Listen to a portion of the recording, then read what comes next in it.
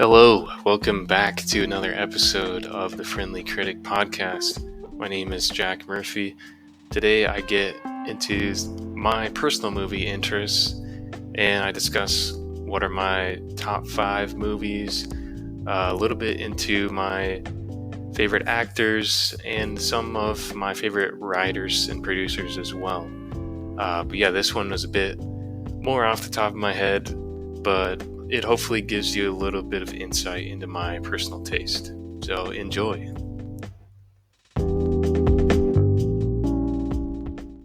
So today, figured I would go into some movies and things that I like, do an episode just on my own, see how it goes.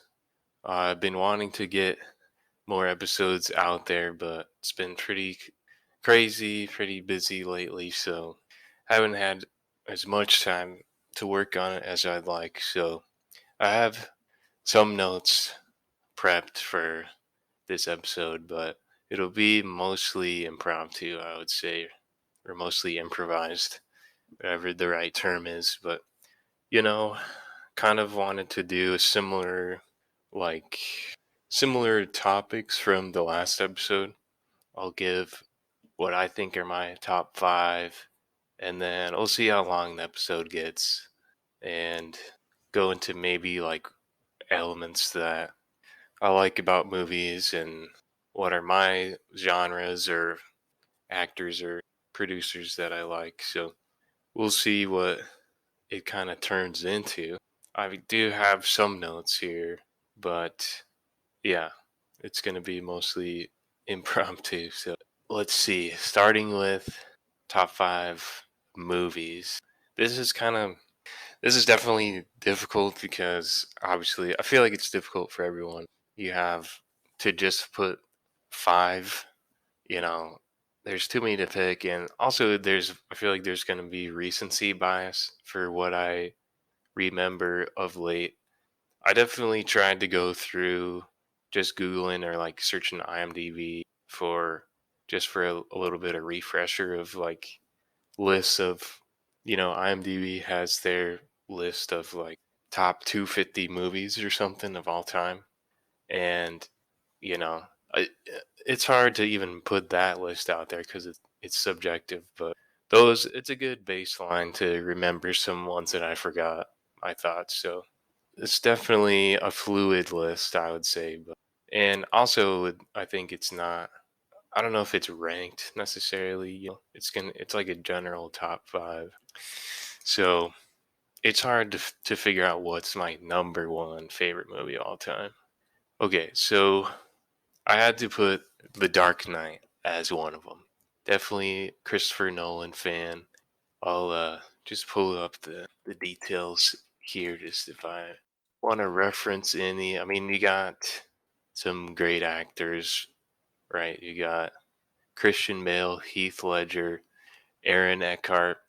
I mean, it's kind of a cliche answer, because I feel like a lot of people like this movie, but that's part of why it's so good, I mean, it's got a 9 out of 10 rating on IMDb, and I think IMDb is mainly just like users, viewers. I don't think it's critics based. Uh, so it was appealing to a general audience. Yeah, and really I like the whole storyline, like starting with Batman Begins and going into Dark Knight Rises after the Dark Knight. So it was all very interesting. I mean, people talked about Heath Ledger's performance as like one of the best performances of all time for out of like any performance. It's up there, and I think, and I'm not too familiar with his like field of work, body of work, I should say, but I've seen him in like A Knight's Tale. Looks like he was in Brokeback Mountain, which I haven't seen that, but that one I've heard that's good. I really just haven't seen him in a lot of other stuff, but from my understanding, it seemed like people were kind of criticizing Nolan or whoever's choice it was to cast him, and then he ends up doing giving like that extremely high level of performance. So I think that is one of the reasons why it was so critically acclaimed for sure. And then Christian Bale also just like a lot. I think he's one of those another one of those actors that definitely dives into his roles. He's the guy that lost like 60 pounds or a crazy amount for his role in The Machinist. And he's in like a ton of good stuff. He's in the whole Dark Knight series. He's in American Hustle. He's in American Psycho or whatever. I think he got good reviews for that. The Prestige. He's in a ton of Christopher Nolan's stuff. Just another all around good actor. I think, I always appreciate good actors and genuine performances, which we kind of talked about in the last episode too. Is like if you feel the characters are believable and like the actors are usually with a big budget film like this, obviously the acting is pretty good. You're not going to have cheesy type stuff, but sometimes you do. And then there's obviously Michael Caine, Maggie Gyllenhaal, Gary Oldman, Morgan Freeman, Cillian Murphy or Killian. Like all of these people are super huge as well. Either were big at the time or have gone on to be big. All of these factors, reasons why I like it. And when it comes down to the story, I think Nolan's writing style is uh it's good. It's good to where it's like appeals to the broad audience, and I think it has enough action and enough like for this Batman. I feel like it's the first time that we saw kind of the modern like technology with what Bruce Wayne is able to bring. I mean, he's like obviously a billionaire, so it makes sense that you have all this crazy military level technology he has access to, and they made it feel, cool.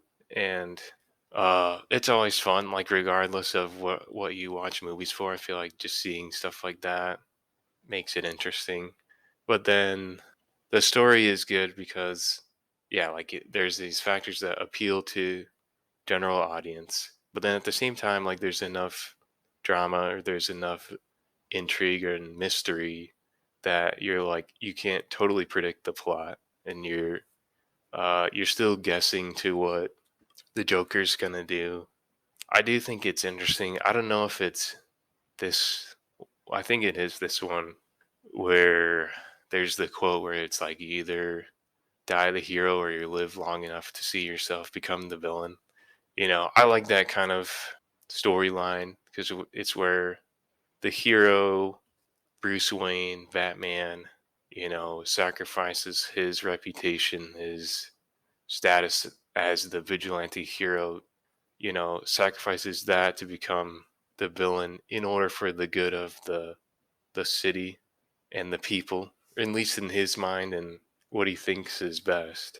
And then just with the Joker as an interesting villain, where it's like his motivation is kind of just chaos. It's not a I don't know. It definitely it wasn't like a typical villain. I don't think where there's kind of this power trip or like kind of classic, almost James Bondy type villain arcs that you see. Yeah, I'm probably butchering a lot of collected thoughts on the movie, but like I said, it's a little bit impromptu. So I thought of The Princess Bride as well. You know, I don't know if I don't know, maybe for people that know me that it would be an unexpected pick, but I thought it was a really well made movie. 1987, so older, has Carrie Elves or Ellis, however you say his name, Robin Wright, Mandy Patinkin. I don't know how to say his name either. Andre the Giant and Wallace Shawn gave a great performance as Vizini. Billy Crystal, of course. So there's a lot of star power in this one too. But yeah, obviously it's got a lot of the kind of similar appeal where it's like a fantasy adventure. So it has that appeal to the general audience and why it definitely got good reviews. but then it also just got just great comedic writing and not your typical like fantasy story, which I think that's obviously like what they're going for because it's the classic, save the princess from the evil prince or king or what have you. So that's why I think it has such critical acclaims because they took the kind of same tired, almost essentially overplayed story, but make it really funny, really interesting, great performances by the actors. I really like Carrie Elves' performance as Wesley and Mandy Patinkin's performance as Inigo. And then even like Andre the Giant was really good as Fezzik. And I don't, this is 87, obviously, so it's before my time for when he was big. But, he was like a pro wrestler or whatever. But he did a really good job for acting. I don't know if he was been in other acting roles. I mean, maybe like he was super huge. So he kind of fulfills that giant stereotype, obviously. Okay, yeah, there's like, well, okay, so thinking back into the dialogue and stuff, like the scenes where Wesley is like going up against his three enemies essentially, right? Like in the beginning with Inigo, his dialogue there, and then Fezzik and then Vicini. Like those, in my opinion, those are the best scenes because the fight obviously with Inigo and they're just like kidding along and he's like, you seem like a nice guy. I'd hate to kill you. Stuff like that makes it really funny. Same kind of thing with Fezzik. And then I think the scene with Vicini is just classic because he's got the classic poison chalice or poison cup with the wine. And he's, he is just back and forth where Vicini thinks that he has him, and he goes through all of the scenarios like, well, obviously you wouldn't put the poison in front of your own cup because you would expect me to switch it and or whatever. Like his dialogue in that is really funny. So there's just too many scenes like that really to go through that make it really good and why I'd put it in my top five. Because there's also like the Billy Crystal and his wife, and they're like the old Miracle Max or whatever. I think that's what I'm seeing, and they have to bring him back to life. And their dialogue as like the the old kind of tired married couple, provides good comedy as well. Okay, thinking through my list, it's okay, I don't want to be judged necessarily. It's kind of, if you think of stereotypical masculine, it kind of is, okay? I mean, there are some ways where I'm stereotypical masculine, my preference. So, sorry about that. I try to remain pretty open, expanding my horizons, but like thinking about my top movie, there's a lot of action type stuff, I guess. So, I put The Matrix up here as my next one.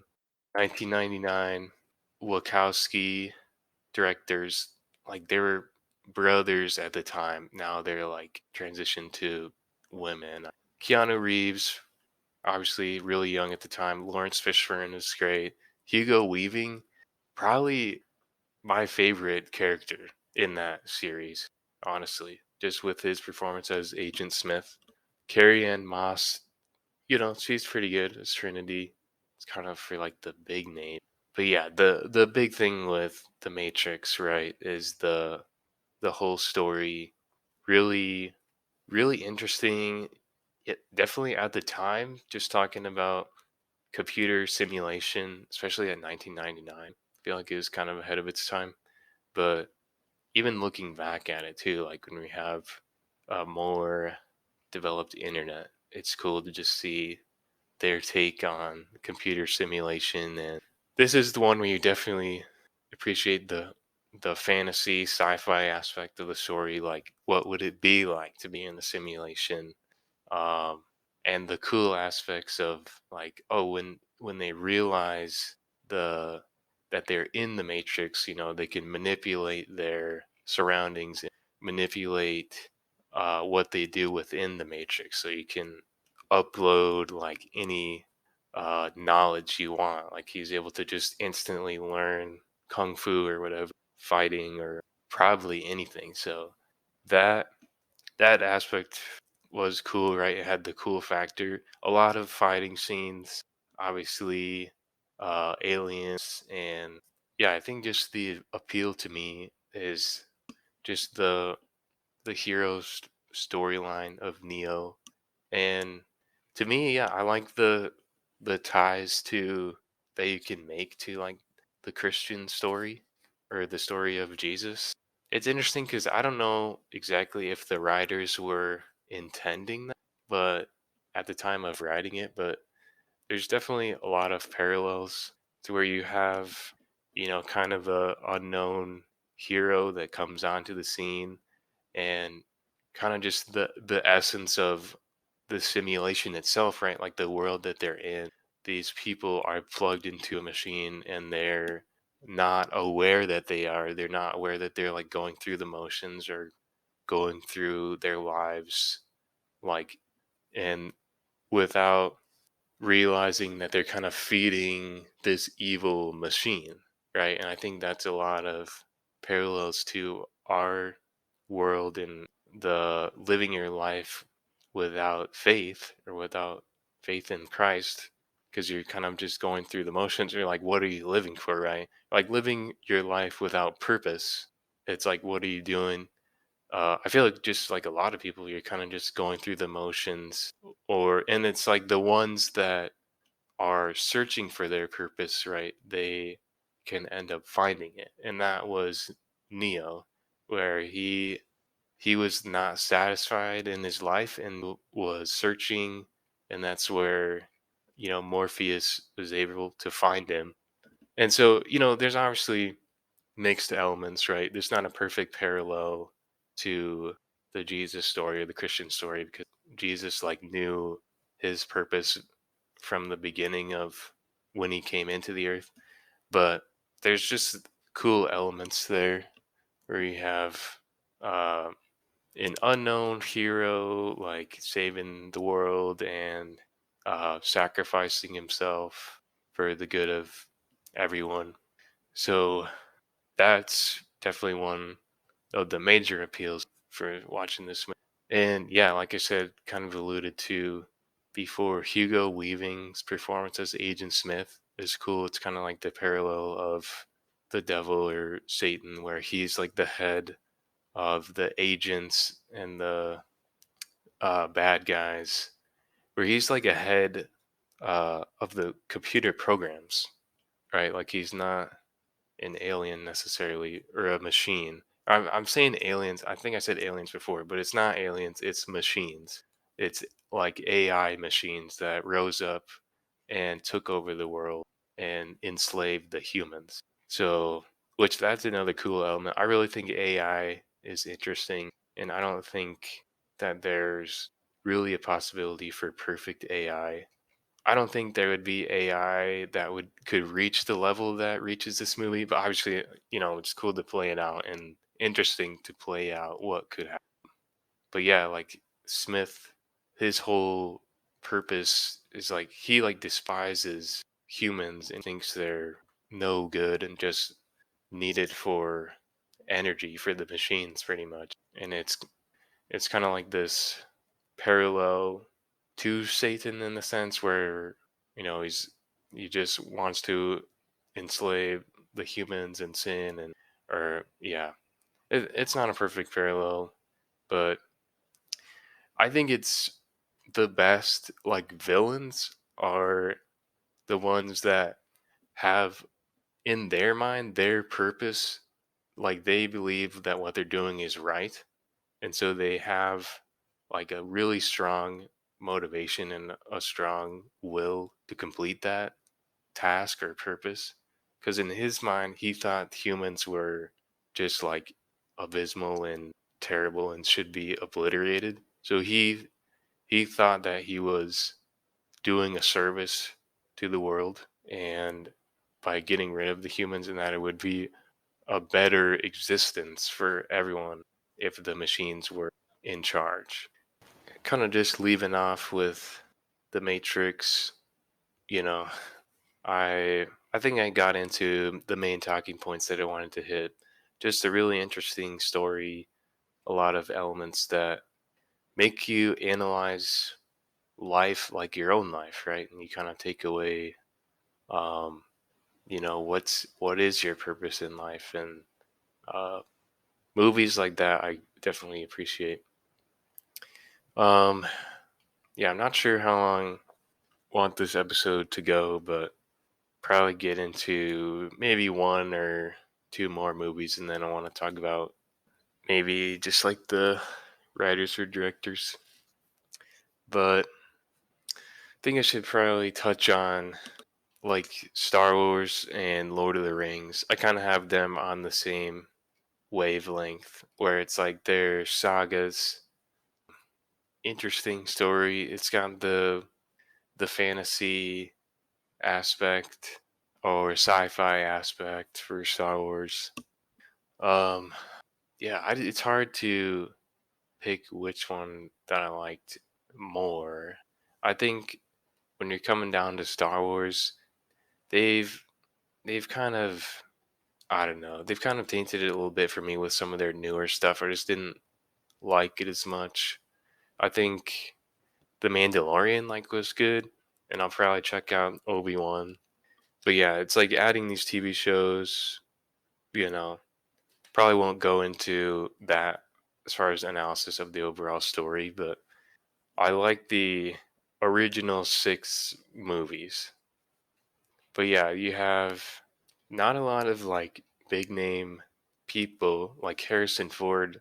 If you're talking about the original three, was like the biggest name.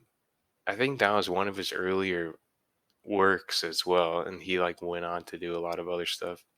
But like Mark Hamill and Carrie Fisher didn't end up doing as much big stuff. Well, Mark Hamill he went on to be super into voice acting and stuff, and he's like a really kind of well renowned voice actor, so that's cool. But you haven't seen him that much as far as on the big screen like he was in Star Wars. Um, but yeah, Star Wars obviously, you know, super broad appeal, critically acclaimed. So it kind of, yeah, I don't know, because I feel like I'm saying really broad or general movies, but that's what I could think of for what I like. And I mean, it's okay, I guess, if you like the popular movies. I mean, that's why they're popular because they're good, and it probably goes in line with the feel of this podcast, right? Like it's a friendly critic, casual analysis on movies, so you know it's totally okay, I think, and it kind of is almost like you avoid the snobbery in a sense if you're not like, oh, my top or these independent films obscure, whatever. Which it's fine, I like independent films, but yeah, I think there's some critics or some people that maybe get a little bit high and mighty with that kind of stuff. But I don't know, I'm just going into a tangent now. Star Wars, yeah. Star Wars, it's kind of interesting because it, it's a really cool, unique story as far as this whole galaxy and the people in it and the Jedi. I feel like that was a unique concept for their way of life, and the Force and stuff. Um, so it had the cool action with the fighting and the gunfights, and then you have kind of the relatable backdrop of imperialism and war and conflict between governments and um, But then with the same time, you have the hero storyline where in the episodes 4, 5, and 6, right, like the original three, Luke's hero storyline and development, and your main villain of like Darth Vader. Um, so following his journey is interesting and relatable. And then with the original three that were made later, or not original three, the episodes 1, 2, and 3 that were made later, those got a lot of flack, but I think they were pretty good. It was more of the story of Anakin and his transition down into the dark side, right? Turning into Darth Vader. So it was interesting. Yeah, I think they can be a little bit clunky, like all the movies, because was it George Lucas or whatever? He was kind of like weird, like his writing was kind of weird, and the actors periodically would mention like to him, like, George, why does this dialogue, like, why does this go like this? Like, this doesn't make sense in the flow. And I don't, I don't know too much about George Lucas, I guess, but like he seems kind of nerdy, probably, for writing this story, and so it's just interesting how it kind of played out, or you see some of that awkwardness in the dialogue. I think there's even, I feel like I saw a video recently of like Mark Hamill on a talk show. It was like maybe like Johnny Carson or whatever back in the day, and he's like explaining how one of his lines was kind of just like a huge run on sentence, and he's just kind of word vomiting, and he's like, why do I have to say this? This doesn't make a lot of sense. So some of that stuff is like a little bit awkward, but I think the overall story makes up for it. And obviously, it's like a huge brand now, and Disney owns it, and just huge general appeal to a wide array of audiences.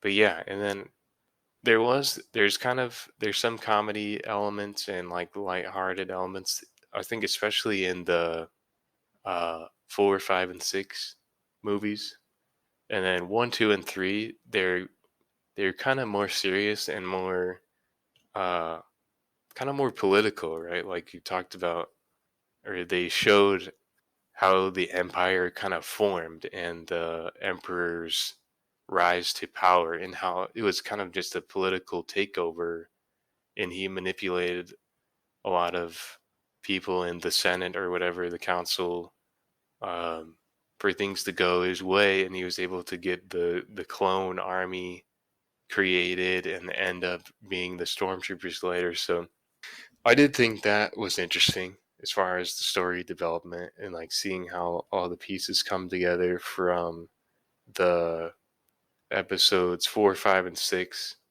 So watching episodes 1, 2, and 3, how that connects and stuff. And then obviously like the huge storyline that I think a lot of people liked was in the for the original three, right? 4, 5, and 6, Darth Vader's storyline, where he's this bad guy, evil, kind of soulless, essentially, and he'll like force choke his own workers or whatever, like people on the Imperial staff, if things don't go his way. So, like, very evil in that sense.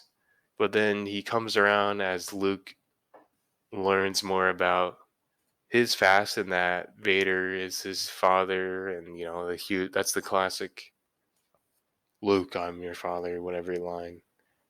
Which, isn't there some misconception on that? That's like he doesn't actually say that, but people always quote that. There's something about that. But yeah, so his storyline, where I think it's mostly episode 6, where he has a lot of back and forth with Luke, and I like that because he gets him to come around, and he sees like that he's not, the dark side hasn't completely taken over him, like there's good in him.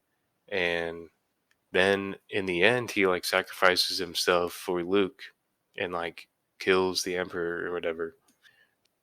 That's another element where anyone's gonna get behind that because you want to see the comeback story or like the turnaround where someone changes for the better. Lots of cool elements, lots of good reasons why it's a good movie, I think. So, probably quickly touch on like genres and producers and stuff. Obviously, like the movies that I've mentioned, the genres, action, definitely in a lot of fantasy, sci-fi, kind of for that cool appeal, like getting immersed in the story, doing the what if, analyzing your own life through them. Appreciate that. And I think kind of like the mind bending or the challenging type movies are like, so like The Matrix has that element. And The Dark Knight in a sense where it like keeps you guessing. But also just witty like comedies like Princess Bride. So then I kind of touched on it for producers, directors. I like Christian Bale, he's an actor. I like Christopher Nolan, a lot of his work. I didn't mention like Tarantino, a lot of his work. Like I had Inglorious Bastards as one of my top five as well, which I didn't really go into, but yeah, just his stories. Like he's all over the place with like the topics I feel like of his movies, but good writing and action, has the action intrigue and good character development. Oh, for actors, yeah, I think Christian Bale, definitely one of my top actors just because he's so versatile and his roles, his commitment to the roles. I think too, like, what is it, Tom Hardy? I think, right? Yeah, he's very much like that too, where like he'll dive into a role and can look drastically different for the characters that he's playing from movie to movie. I think he's really good. I do think Joaquin Phoenix is really good in his stuff, especially lately in the that Joker movie, which I think he got an Oscar for that performance, right?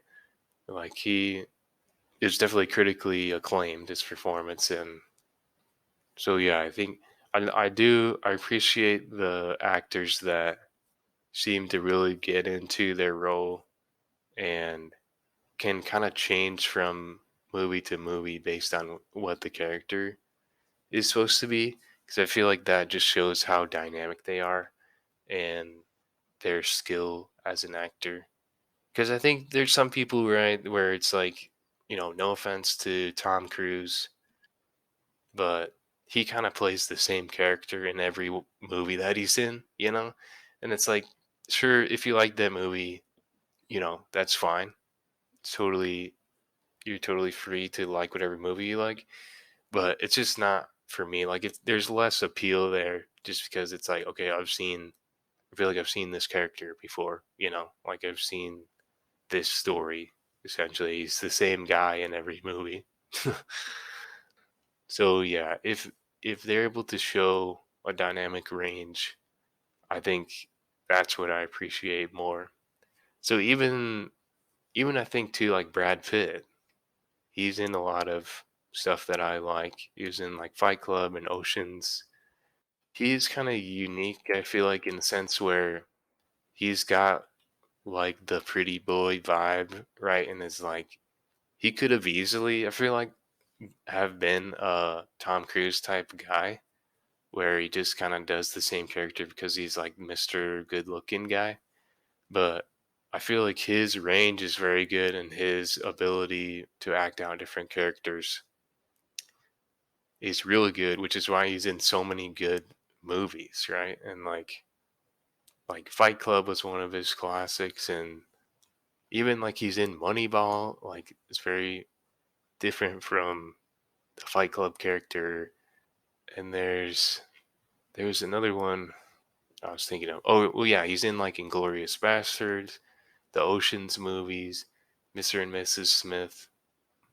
He's in like Seven, yeah, which another really good movie. So yeah, I think Burn After Reading. That's the one I was thinking. I think Curious Case of Benjamin Button. So yeah, I like a lot of the movies that he's in. So I think I'd have to put him up there as one of my favorite actors, just because he's in a lot of movies that I like, and so a big part of that is his performance in it, and he's really dynamic like that. I think kind of on the second, along with that, would be maybe like Matthew McConaughey, because he's kind of like that too, where he's a little bit like pretty boyish, but I feel like he's come on lately where he can be more dynamic. I feel like that kind of started when he was on that True Detective series. He gave like a really good performance there. Then he was in like Dallas Buyers Club, another one where he like lost a lot of weight. And for actors, they're all kind of weird, right? Like I can't speak for them in real life as a person, so I don't know if I necessarily agree or like what they're like in real life, but just from their performances on the screen, those guys definitely who I respect a lot.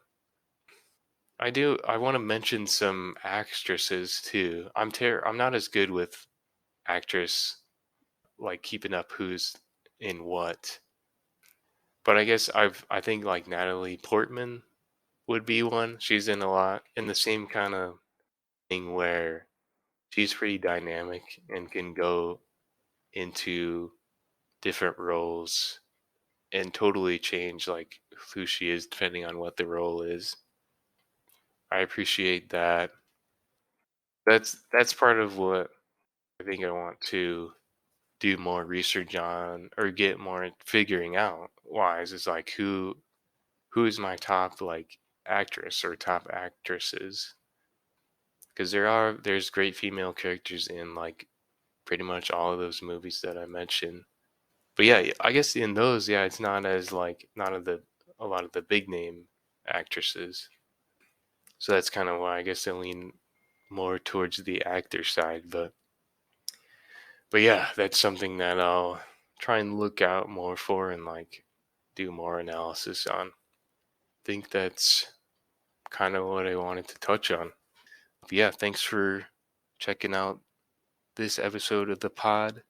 Hoping to get more guests on, hoping to do a little bit more frequent uploads, but I've kind of got a busy life coming up, so we'll see.